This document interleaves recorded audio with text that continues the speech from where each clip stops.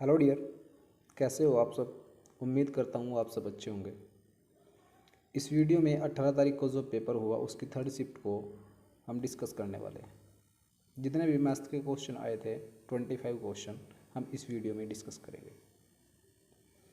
अगर आप चैनल पर नए हैं तो चैनल को सब्सक्राइब करें और बेल आइकन को प्रेस करें। तो देरी ना करते हुए स्टार्ट करते हैं अपना ये वीडियो। फर्स्ट क्वेश्चन आपकी स्क्रीन पर है, एक बार ट्राई कीजिए। क्वेश्चन में दिया है 1500 मीटर की रेस में एक्स वाई को 100 मीटर से और जेड को 240 मीटर से हराता है। उसी रेस में वाई जेड को कितनी दूरी से हराएगा। तीन बंदे हैं, X Y Z, X Y और जेड। रेस कितने की है? रेस है 1500 मीटर की। क्वेश्चन में बोल रहा है जो एक्स है वो 1500 मीटर की रेस में वाई को 100 मीटर से हराता है। अगर एक्स 1500 मीटर दौड़ा होगा तो वाई कितना दौड़ा होगा? 1400 मीटर। ठीक है, 100 मीटर से इसको हरा देता है 1500 मीटर की दौड़ में। और जेड को कितने मीटर से हराता है? 240 मीटर से। अगर एक्स 1500 मीटर दौड़ा होगा तो जेड कितना दौड़ा होगा? 1260 मीटर। ठीक है, 1500 में से 240 घटाएंगे, कितना आएगा? 1260। क्वेश्चन में हमसे पूछा है वाई जेड को कितनी दूरी से हराएगा। 1500 मीटर की दौड़ में वाई जेड को कितनी दूरी से हराएगा। अगर हम यहाँ से देखते हैं 1400 मीटर की रेस में, 1400 मीटर की रेस में वाई ने जेड को कितनी दूरी से हराया है? इसने इसको हराया है 140 मीटर की दूरी से। अगर 1400 मीटर की दूरी है, अगर 1400 मीटर की दूरी में वाई जेड को 140 मीटर से हराता है तो 1500 मीटर की दूरी में यहाँ से निकाल लेंगे। 1500 मीटर की दूरी में कितने से रहेगा? 140 अपॉन 1400। 1500 मीटर की दूरी में कितने से रहेगा? यहाँ से इसको कैलकुलेट करेंगे। ठीक है, 2 जीरो से 2 जीरो कट जाएगी। 14 से इसको डिवाइड करेंगे, यहाँ पे 10 आएगा। 10 की मल्टीप्लाई 15 में करेंगे, ये आएगा 150। तो जो 1500 मीटर की रेस है, 1500 मीटर की रेस में वाई जेड को 150 मीटर से हराएगा। ठीक है, ये हमारा राइट आंसर होगा, option number first. Next question देखते हैं। नेक्स्ट क्वेश्चन में आपको दिया है त्रिभुज पी क्यू आर एक वृत्त में उत्कीर्णित एक समबाहु त्रिभुज है। एस चाप क्यू आर पर कोई बिंदु है।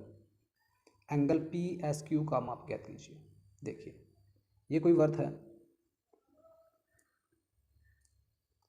इस वृत्त में एक समबाहु त्रिभुज है।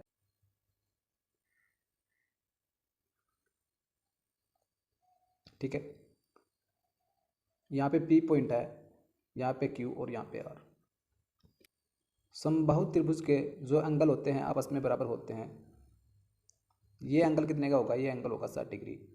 ये वाला एंगल कितना होगा? ये भी 60 डिग्री होगा। और ये वाला एंगल कितना होगा? ये भी 60 डिग्री होगा। ठीक है, उसने हमसे कहा है ऐसे चाप क्यू आर पर कोई बिंदु है। ये क्यू आर चाप है। इस क्यू आर पर कोई एक पॉइंट है एस, हम मान लेते हैं वो यहाँ पर है। ठीक है, उसने हमसे पूछा है पी एस क्यू। अगर यहाँ से इसको मिलाते हैं एस से पी को और क्यू को ऐसे मिलाते हैं तो इस वाले एंगल की वैल्यू हमसे पूछी है पी एस क्यू। ठीक है, तो आप बता दोगे आसानी से, ये पॉइंट आपको पता होगा। एक ही चाप से वर्त के सरकमफ्रेंस पर बने एंगल आपस में बराबर होते हैं। ये जो चाप है ये वाला क्यू पी, इस क्यू पी चाप ने यहाँ पर कितना एंगल बनाया है? वर्त के सरकमफ्रेंस पर 60 डिग्री का एंगल बनाया है।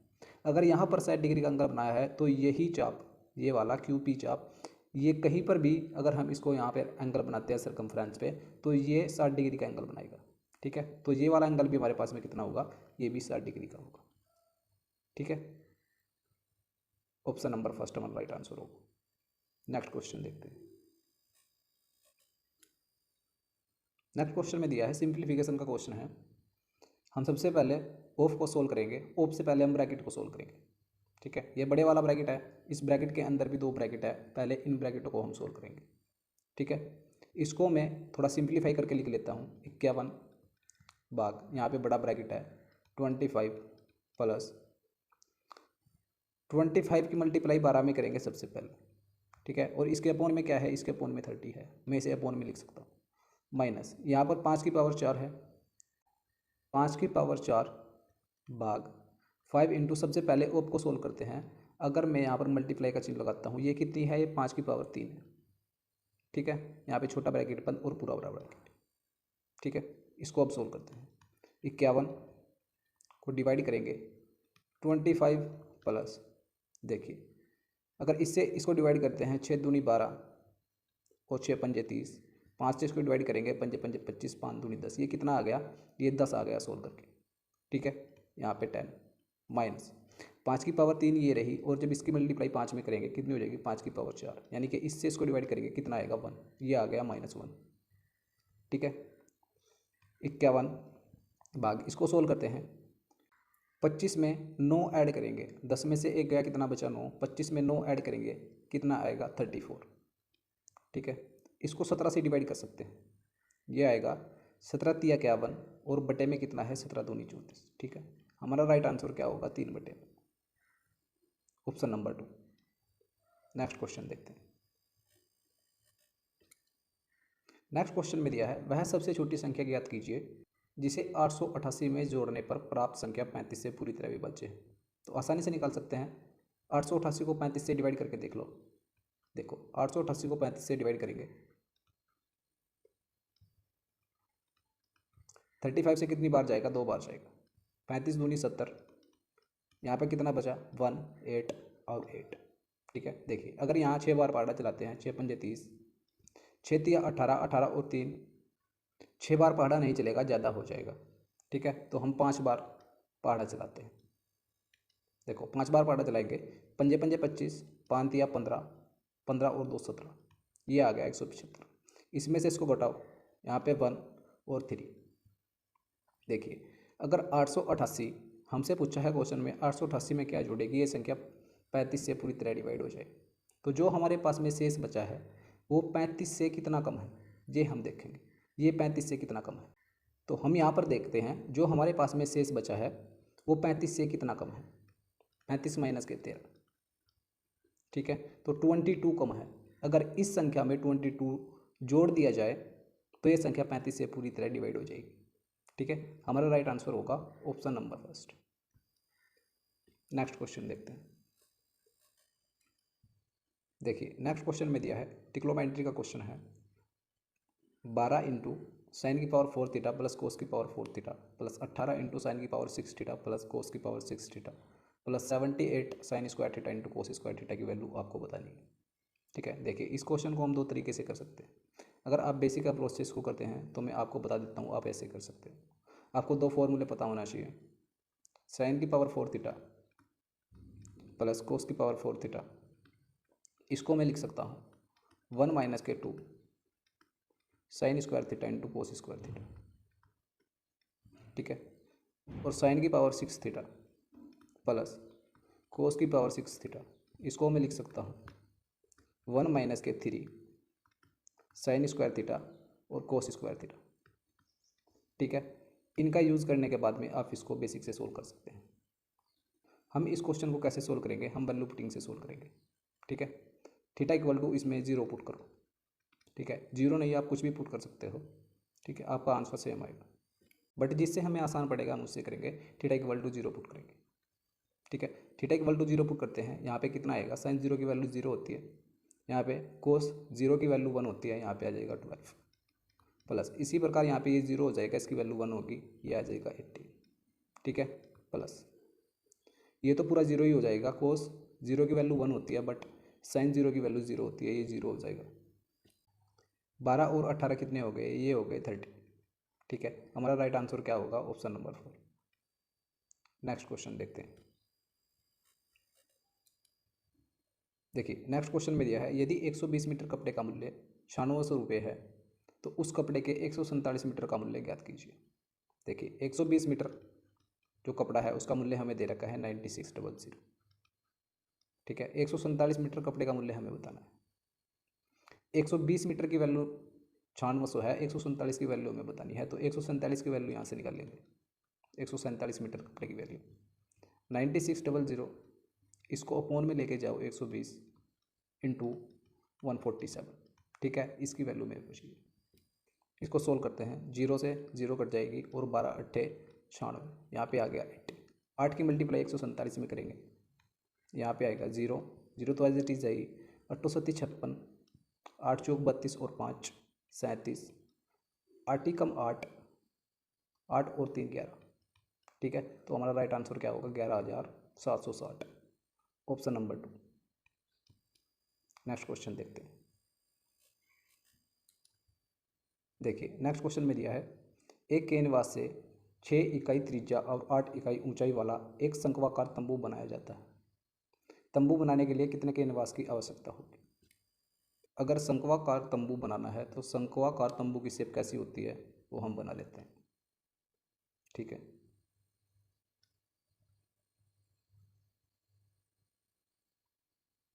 ये कोई शंक्वाकार तंबू है। ठीक है, इस टाइप से हमें बनाना है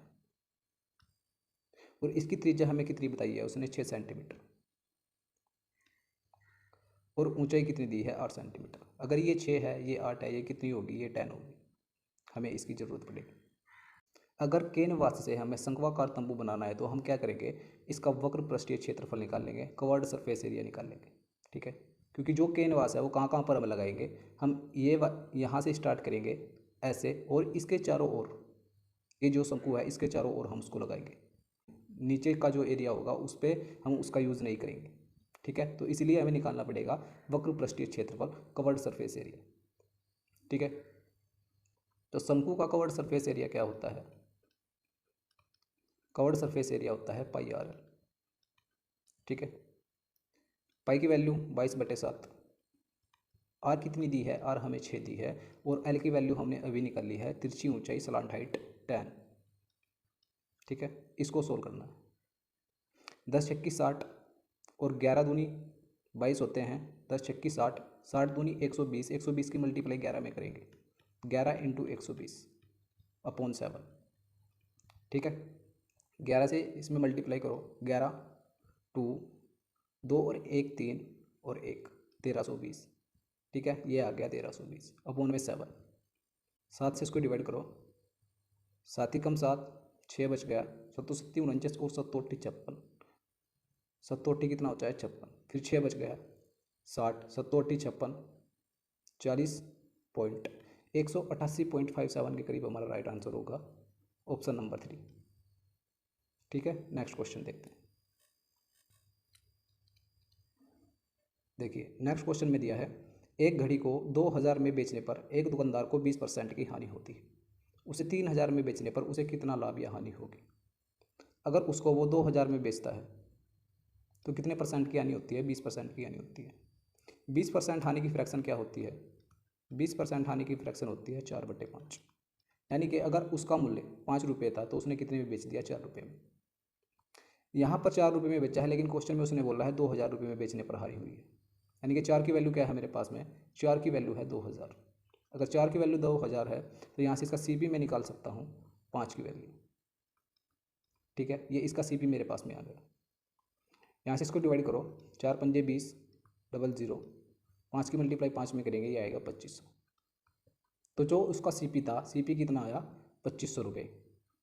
ठीक है, वो क्वेश्चन में आगे बोला है उसने, इसे 3000 में बेचने पर उसे कितना लाभ या हानि होगी? तो 2500 रुपये उसका मूल्य है, और अगर 3000 में बेचेगा तो कितने का लाभ होगा? 500 रुपये का लाभ हो जाएगा उसको। ठीक है, 500 रुपये का लाभ हो जाएगा उसको, कितने पर? CP पर 2500 रुपये पर। ठीक है, परसेंटेज के लिए इंटू 100। यहाँ से 2 0 खत्म, 5 से इसको डिवाइड करते हैं, 5 5 25, 5 से 100 को डिवाइड करेंगे, 5 दूनी 10 के 20%। उसको 20% का लाभ हो जाएगा अगर वो 3000 में इसको बेचते हैं। हमारा राइट आंसर होगा ऑप्शन नंबर 4। नेक्स्ट क्वेश्चन देखते हैं। देखिए नेक्स्ट क्वेश्चन में बोला है, एक निर्वाचन क्षेत्र की निर्वाचक नामावली में शामिल कुल लोगों में से 85% ने चुनाव के दौरान अपने मत डाले। डाले गए मतों में से 10% अवैध घोषित कर दिए गए। यदि मतदाता सूची में इतने लोग शामिल थे और धर्म ने इतने वैध मत प्राप्त किए, तो धर्म को वैध मतों की कुल संख्या के कितने प्रतिशत मत प्राप्त हुए? देखिए क्वेश्चन में बोला है, धर्म को कितने वैध मत प्राप्त हुए? धर्म को वैध मतों के कितने मत प्राप्त हुए? धर्म को टोटल वैध मत प्राप्त हुए 1,37,700, 1,37,700। और ये उसने हमसे पूछा है ये कितने परसेंटेज है वेद मतों का। तो टोटल मत कितने हैं हमारे पास में? टोटल मत है 3 लाख। ठीक है, 3 लाख हमारे पास में टोटल मत है। लेकिन उसने टोटल मतों का हमसे नहीं पूछा, उसने वेद मतों का पूछा है। ठीक है। उसने बोला है 85% ने चुनाव के दौरान अपने मत डाले, यानी कि 100% ने मत नहीं डाला, 85% ने मत डाला है। 85% की फ्रैक्शन वैल्यू क्या होती है? 85% की फ्रैक्शन वैल्यू होती है 17/20। अगर टोटल मत 20 थे तो उसमें से 17 वैध मत है। ठीक है, ये हमें क्वेश्चन में बोला गया। तो टोटल जो मत डाले गए वो हमारे पास में यहाँ से आ गए। ठीक है, आगे उसने बोला है जो मत डाले गए हैं उनका 10% अवैध घोषित कर दिए गए।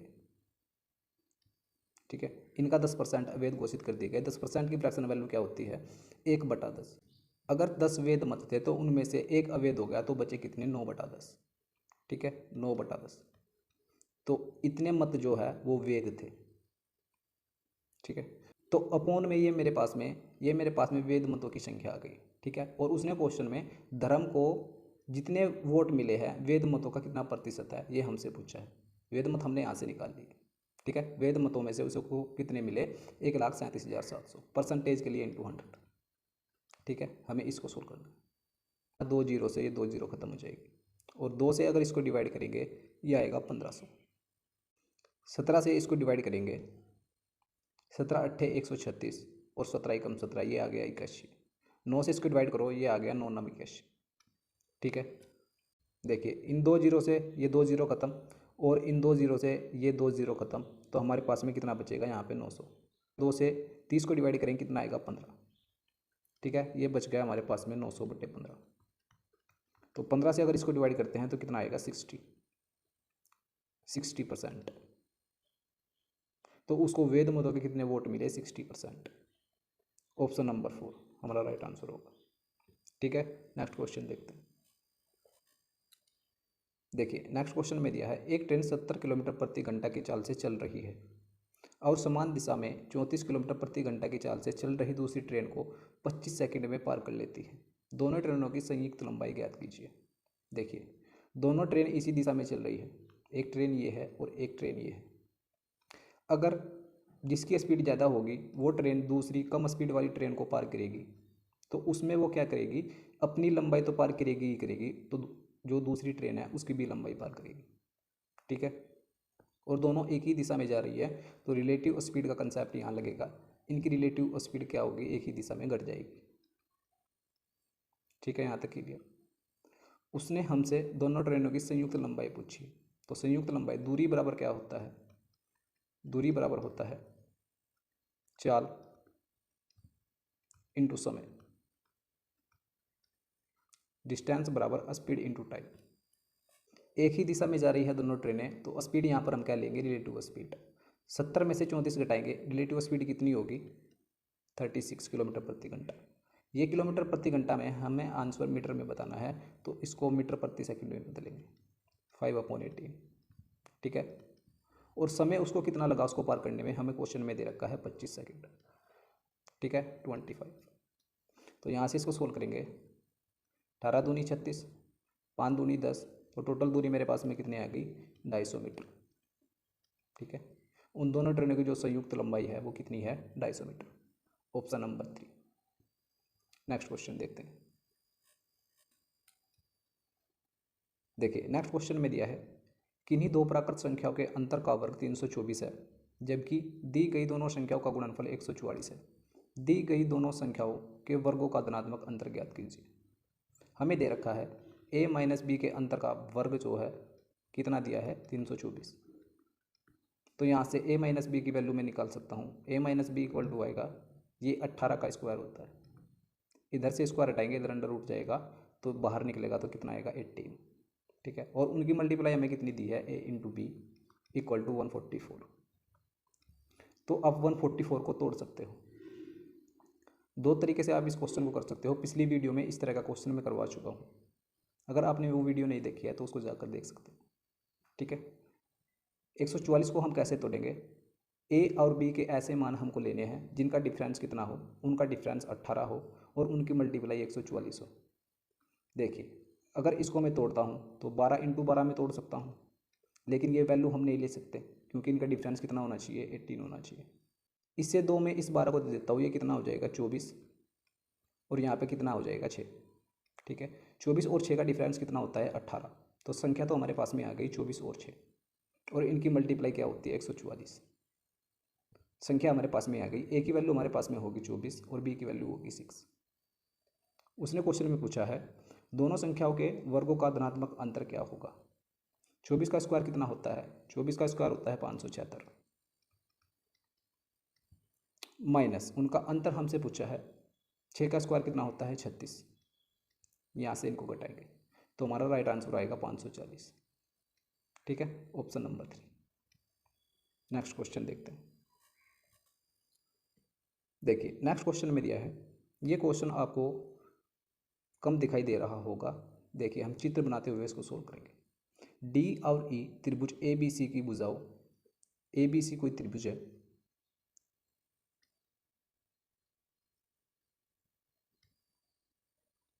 ए बी और सी। उसने दिया है डी और ई त्रिभुज ए बी सी की भुजाओं ए बी और ए सी पर बिंदु इस प्रकार है। यहाँ पर कोई डी पॉइंट होगा और यहाँ पर कोई ई पॉइंट होगा।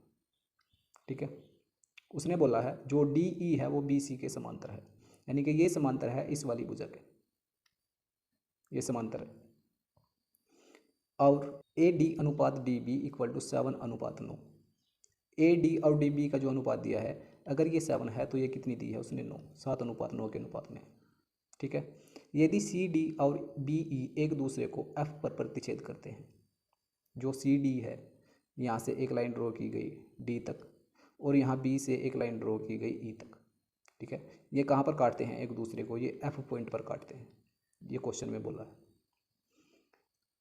तो हमें क्वेश्चन में बताना है त्रिभुज डी ई एफ ये वाला ट्रायंगल और त्रिभुज सी बी एफ के क्षेत्रफलों का अनुपात और ये वाला ट्रायंगल, इन दोनों के क्षेत्रफलों का अनुपात हमें बताना है। सिमिलरिटी का कंसेप्ट हम यहाँ पर यूज़ करने वाले हैं, आपको पता होगा। अगर सिमिलरिटी हम यहाँ पे लगाते हैं, ये भुजा जो डी ई भुजा है ये बी सी के समांतर है, तो यहाँ पर सिमिलरिटी का रूल कैसे लगा सकते हैं। छोटे वाले ट्रायंगल की साइड ए डी, छोटे वाले ट्रायंगल की साइड ए डी अपॉन में पूरे बड़े ट्रायंगल की साइड ए बी, इनका जो अनुपात होगा बराबर होगा डी ई अनुपात बी सी। ठीक है, छोटे वाले ट्रायंगल की साइड हमारे पास में क्या है, जो पैरेलल भुजाई है D E upon B C. ठीक है, और ये बराबर होगा ए ई अपॉन पूरी बड़ी भुजा ए सी, ए ई अपॉन ए सी। ठीक है, हमसे क्वेश्चन में पूछा है ट्रायंगल डी ई एफ और बी एफ सी का जो क्षेत्रफल है उनका अनुपात हमसे पूछा है। देखिए अगर ए डी भुजा 7 है तो ये वाली भुजा भी कितनी होगी, ये 7 होगी, छोटे ट्रायंगल की साइड है। अभी हमने आपको बताया A D upon A B equal to D E upon B C, इनका जो रेशो होगा वो आपस में बराबर होगा। ठीक है, अगर ये पूरी भुजा, अगर ये 7 है तो पूरी भुजा कितनी है, 9 और 7 कितने हो गए, ये पूरी बड़ी भुजा कितनी होगी, ये होगी 16। ठीक है, अगर ये 16 है तो ये वाली भुजा भी 16 होगी रेशो में। ठीक है, ये 7 है और ये 16 है। देखो जो एरिया होता है वो किस पर डिपेंड करता है, बेस इनटू हाइट पर डिपेंड करता है। ठीक है, एरिया 2 डायमेंशन में होता है और जो साइडें होती है वो 1 डायमेंशन में होती है। और एक बात और आपको पता होगा सिमिलरिटी में, जो सिमिलर ट्रायंगल होते हैं उनकी साइड का जो रेशो होता है, क्षेत्रफल का रेशो उनका स्क्वायर होता है। साइड के रेशो का स्क्वायर क्या होता है, क्षेत्रफल का स्क्वायर होता है। ठीक है, यानी कि अगर मेरे पास में साइड का रेशो 7:16 है तो यहाँ से मैं निकाल लूँगा इनके एरिया का रेशो क्या होगा, इनका स्क्वायर। ठीक है, एरिया का रेशो आएगा इनका स्क्वायर, 7 7 49 और 16 का स्क्वायर क्या होता है 256। ठीक है, तो ये हमारा राइट आंसर होगा 49/256, ऑप्शन नंबर 4। नेक्स्ट क्वेश्चन देखते हैं। देखिए नेक्स्ट क्वेश्चन में दिया है सूत्र आपको दे रखे हैं और इनमें से बताना है कौन सा असत्य है। ये देखो यहाँ असत्य है। ठीक है, देखो cosec square A minus cot square A equal to 1 होता है, ये बिल्कुल सही है। पहले वाला फॉर्मूला हमारा बिल्कुल सही है। अगर 1 को इधर लेके आते हैं ये माइनस का हो जाएगा और इसको इधर लेके जाएंगे तो ये प्लस का हो जाएगा। ये फर्स्ट वाला हमारा फॉर्मूला बिल्कुल सही है। सेकंड वाला देखते हैं, सेक ए को मैं लिख सकता हूँ, ये दे रखा है कोस ए इंटू सेक ए को लिख सकता हूँ 1 कोस ए और इसके इक्वल टू 1 दिया है। यहाँ से इसको काट सकता हूँ कोस ए से कोस ए, तो 1 बराबर 1, तो ये वाला भी बिल्कुल सही है सेकंड भी। ठीक है, तो tan square A equal to 1 minus के सेक स्क्वायर ए, ये फॉर्मूला हमारा गलत है। ठीक है, क्योंकि tan स्क्वायर ए बराबर क्या होता है, tan स्क्वायर ए बराबर होता है, अगर हम यहाँ से निकालते हैं तो sec स्क्वायर ए -1, ना कि 1 माइनस sec स्क्वायर ए। ठीक है, तो हमारा राइट आंसर क्या होगा, ऑप्शन नंबर 3। इसको भी चेक कर सकते हो आप। tan थीटा को मैं लिख सकता हूँ sin ए अपॉन कोस ए, कोस ए से कोस ए कट जाएगा और sin ए बराबर sin ए। ठीक है, नेक्स्ट क्वेश्चन देखते हैं। देखिए नेक्स्ट क्वेश्चन में आपको दिया है ट्रायंगल एक्स वाई जेड, कोई ट्रायंगल है एक्स वाई जेड बना लेते हैं। ये कोई ट्रायंगल है X Y Z, X Y 4 centimetre है, एक्स वाई 4 और एक्स जेड कितनी दी है उसने 5 सेंटीमीटर, और क्यू वाई जेड पर एक ऐसा बिंदु है, क्यू यहाँ पर कोई एक पॉइंट है कि एक्स क्यू एंगल एक्स को समद्विभाजित करता है, एंगल एक्स से इसका एंगल बाइसेक्टर खींचा गया, वो कहाँ पर मिलता है, वो क्यू पर मिलता है, ये एग्जामिनर कहना चाह रहा है। तो हमसे पूछा है वाई क्यू अनुपात क्यू जेड, यानी कि ये जो भुजा है और ये जो भुजा है इनका रेशो हमसे पूछा है। देखिए ट्रायंगल के जिस एंगल से एंगल बाइसेक्टर ड्रॉ किया जाता है वो सामने वाली भुजा को उसी रेशो में डिवाइड करता है जिस रेशो में उसकी साइडें होती है, यानी कि अगर ये 4 है और ये 5 है तो इसका रेशो क्या होगा, इसका रेशो भी 4:5 होगा, यानी कि ये वाली साइड 4 होगी और ये वाली साइड 5 होगी। ठीक है, तो हमारा राइट आंसर क्या होगा, ऑप्शन नंबर फर्स्ट। ठीक है, यहाँ पर मैं आपको बता देता हूँ जो ratio X Y upon X Z का होगा वही ratio Y Q upon Q Z का होगा। ठीक है, नेक्स्ट क्वेश्चन देखते हैं। देखिए नेक्स्ट क्वेश्चन में दिया है एक सीलिंग फैन का अंकित मूल्य 4200 है और दुकानदार इस पर 5% की छूट देता है। यदि उसका लाभ 14% है तो पंखे का क्रय मूल्य ज्ञात कीजिए। उसका अंकित मूल्य हमें कितना दिया है, 4200 रुपये, और इस पर 5% की छूट देता है। 5% छूट की फ्रैक्शन वैल्यू क्या होती है वो हम यहाँ से निकालते हैं। 5% छूट की फ्रैक्शन वैल्यू होती है 19/20, यानी कि अगर उसका अंकित मूल्य 20 रुपये था तो उसने छूट देकर कितने में बेचा, 19 रुपये में बेच दिया। ठीक है, तो यहाँ से निकाल लेंगे इसका 19/20। ठीक है, इंटू उसने क्या बोला है, यदि उसका लाभ 14% है, 5% की छूट देने के बाद उसको लाभ कितना हुआ है, 14% का। 14% की फ्रैक्शन वैल्यू होती है, अगर लाभ की फ्रैक्शन वैल्यू देखेंगे 57/50। ठीक है, 14% लाभ की फ्रैक्शन वैल्यू क्या होती है, 57/50। ठीक है, तो यहाँ से इस पर इसको लाभ हुआ है। ठीक है, यानी कि 57 की वैल्यू है मेरे पास में ये, और इंटू क्रय मूल्य होगा ये 50 CP। ठीक है, और CP की वैल्यू उसने हमसे पूछी है 50 की वैल्यू। ठीक है, यहाँ से इसको सोल्व करेंगे, 0 से 0 कट जाएगी, 19 से उसके डिवाइड करेंगे, 19 × 57। ठीक है, 2 से इसको काटेंगे, यहाँ पे आएगा 2 दूनी 4, 2 × 2 और 00। ठीक है, ऊपर क्या बचा, ऊपर बचा 2100 × 5/3। 3 से इसको डिवाइड करते हैं, 3 × 7 = 21, ये आ गया 700 और 7 × 5 = 35। तो हमारा राइट आंसर क्या होगा, 3500, ऑप्शन नंबर 3। नेक्स्ट क्वेश्चन देखते हैं। नेक्स्ट क्वेश्चन में हमें दिया है 9500 की राशि पर साधारण ब्याज की 8% वार्षिक दर से कितने वर्षों में प्राप्त मिश्र धन 11,780 रुपये हो जाएगा। देखिए सबसे पहला तरीका तो क्या है, इस क्वेश्चन को कर लेगा, आप ऑप्शन से उठा सकते हो। 8% की रेट दे रखी है, यहाँ से आप निकाल लोगे, ऑप्शन से कोई भी वर्ष उठाओगे और उसका इतने % यहाँ पर मूलधन का निकाल दोगे, और यहाँ से इससे अगर इसको घटाते हैं तो कितना ब्याज मिला, अगर उसको आप सेटिस्फाई कर देते हो तो हमारा आंसर आ जाएगा। ठीक है, अब सिंपल मेथड से मैं इसको आपको बताता हूँ।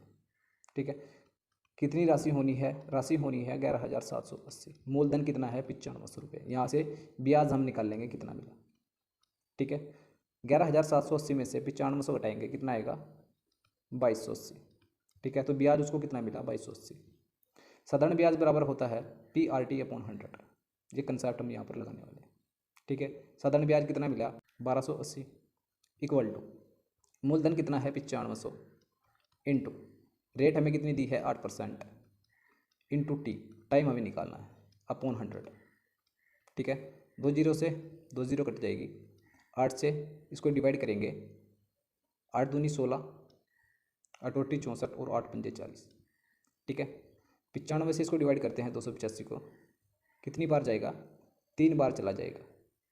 ठीक है, 3 पंजे 15, 3 नम 27 और 1 28। तो टी की वैल्यू मेरे पास में क्या आ गई?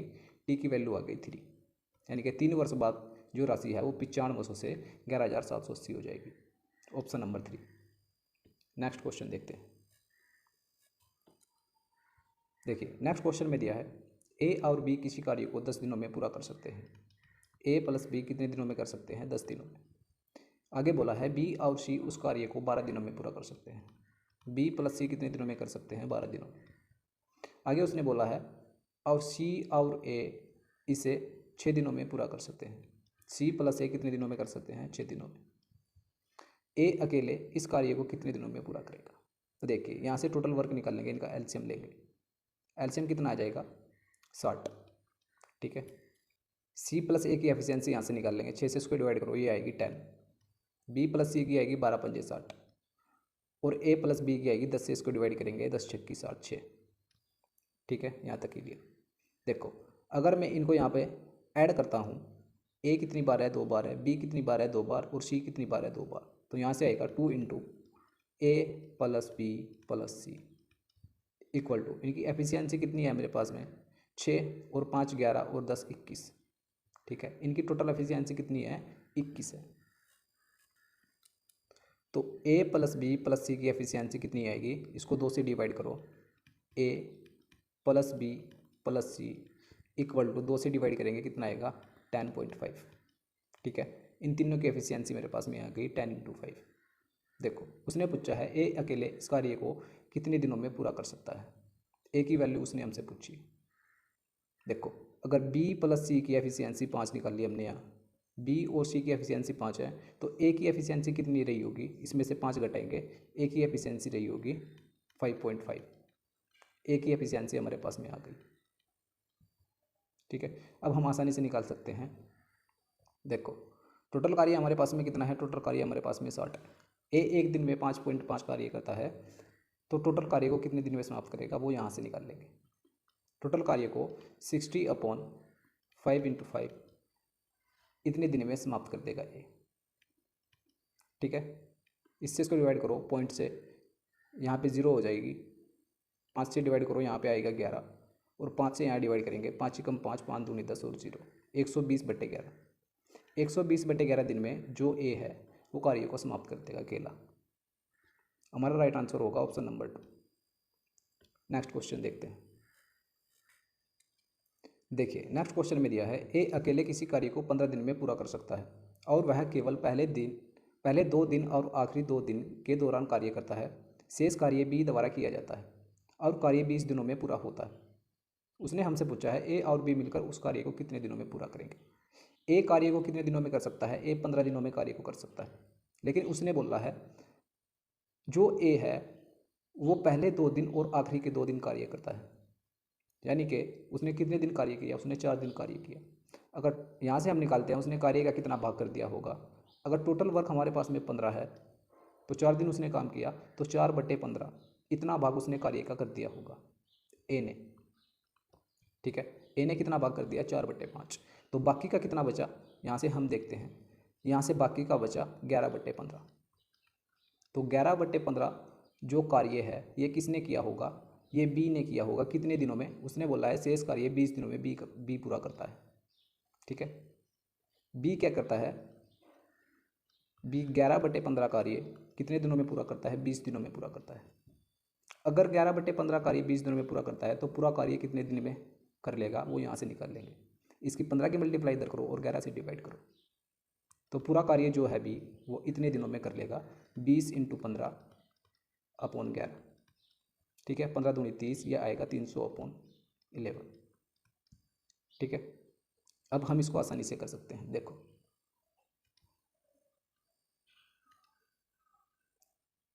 ए 15 दिनों में कार्य को कर सकता है और हमने अभी निकाला बी पूरे कार्य को कितने दिनों में कर सकता है? 300/11 दिनों में।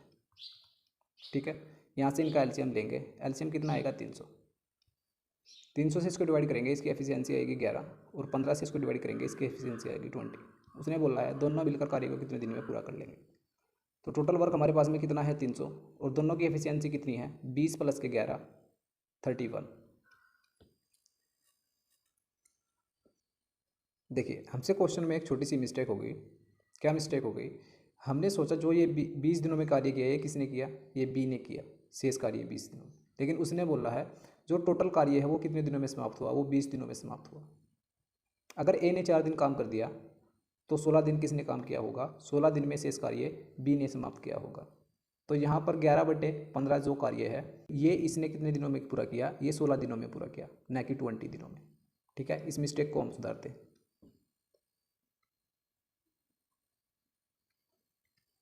देखो 16 दिनों में किया, 11/15 कार्य 16 दिनों में करता है, तो टोटल कार्य कितने दिनों में करेगा, 16 × 15/11।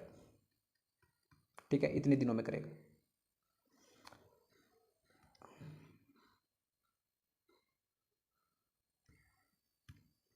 देखो ए कार्य को 15 दिन में करता है और ये टोटल कार्य कितने दिनों में करता है, ये हमने यहाँ से निकाला। ये टोटल कार्य करता है 16 × 15/11 दिनों में। ठीक है, ये करता है 16 × 15/11 दिनों में, तो पूरे कार्य को समाप्त। यहाँ से इनका एलसीएम लेंगे, एलसीएम क्या आएगा 16 × 15। ठीक है, यहाँ से इसकी एफिशिएंसी निकाल लेंगे बी की, इससे इसको डिवाइड करेंगे कितनी आएगी 11, और इससे इसको डिवाइड करेंगे इसकी एफिशिएंसी आएगी 16। ठीक है, उसने हमसे क्वेश्चन में पूछा है ए और बी मिलकर उस कार्य को कितने दिनों में पूरा करेंगे। ठीक है, टोटल कार्य हमारे पास में कितना है 16 × 15। ठीक है, और इनकी दोनों की एफिशिएंसी कितनी है 16 और 11 कितने होते हैं, ये हो जाएंगे 27। 3 से इसको डिवाइड करो, 3 × 9 = 27 और 3 × 5 = 15 और 16 × 5 = 80। हमारा राइट आंसर क्या होगा 80/9। 80/9 दिनों में दोनों के दोनों कार्यों को पूरा कर देंगे। ठीक है, हमारा राइट आंसर होगा option number first. Next question देखते हैं। देखिए नेक्स्ट क्वेश्चन में दिया है ए और बी समान रूप से कार्यकुशल है और यदि किसी ने कोई अवकाश नहीं लिया तो प्रत्येक व्यक्तिगत रूप से 30 दिनों में एक कार्य को पूरा कर सकते हैं, एक कार्य को पूरा कर सकते हैं। ठीक है, ए भी कार्य को 30 दिनों में पूरा कर सकता है और बी भी 30 दिनों में कर सकता है। तो जो उनकी एफिशिएंसी होगी वो तो बराबर रही होगी ना। ए बराबर बी की एफिशिएंसी कितनी होगी, हम मान लेते हैं 1। ठीक है, ए और बी ने इस कार्य पर एक साथ कार्य करना शुरू किया, लेकिन ए ने हर 4 दिन कार्य करने के बाद एक दिन का अवकाश लिया। जो ए है, ए ने 4 दिन कार्य किया, 5वें दिन वो छुट्टी पर रहा। ठीक है, आगे उसने बोला है जबकि बी ने हर 5 दिन कार्य किया और उसके एक दिन बाद अवकाश लिया। यदि दोनों ने 1 अगस्त 2022 को कार्य करना प्रारंभ किया था तो कार्य की स्थिति को पूरा हुआ। टोटल वर्क हमारे पास में कितना है 30, क्योंकि दोनों के दोनों कार्य को कितने दिनों में पूरा कर सकते हैं, ये भी 30 दिनों में पूरा कर सकता है और ये भी 30 दिनों में। इनकी एफिशिएंसी हमारे पास में बराबर है। देखो 4 दिन किसने कार्य किया, 4 दिन ए ने कार्य किया। और हाँ, इस लाइन को पढ़ो, जो ए और बी है वो कार्य को एक साथ स्टार्ट करते हैं। ठीक है, अगर 4 दिन ए ने कार्य किया तो 4 दिन बी ने भी कार्य किया। ठीक है, एक दिन में एक कार्य करता है तो ए 4 दिन में 4 कार्य करेगा और बी कितना कार्य करेगा, 4 दिन में 4 कार्य करेगा। दोनों की एफिशिएंसी बराबर है। ठीक है, तो 4 दिन में टोटल कितना कार्य हो गया, ये 8 कार्य हो गया 4 दिन में। ठीक है, अब 4 दिन के बाद 5वें दिन ए तो काम पर नहीं आया, उसने अवकाश रखा। अगले दिन काम किसने किया होगा, अगले दिन काम किया होगा बी ने। ठीक है, यानी कि 5 दिन में एक काम और कर देगा बी। ये कितना हो गया 5 दिन में काम, 5 दिन में 9 काम हो गया। और अगले दिन इसने भी छुट्टी रख ली। उसने बोला है हर 5वें दिन छुट्टी रखता है बी। अगले दिन इसने छुट्टी रख ली, एक काम पर आया होगा, एक काम इसने किया होगा। 6 दिन में टोटल कितना काम हो गया, 6 दिन में 10 काम हो गया। ठीक है, और उसने हमें क्वेश्चन में कहा है यदि दोनों ने 1 अगस्त 2022 को कार्य स्टार्ट किया। ठीक है, तो टोटल 30 कार्य है। उसने पूछा है 30 कार्य को वो कब तक पूरा कर लेंगे, कितने दिनों में पूरा कर लेंगे या किस तिथि तक पूरा कर लेंगे। ठीक है, देखो 6 दिन में कितना कार्य किया इन्होंने, 10 काम किया।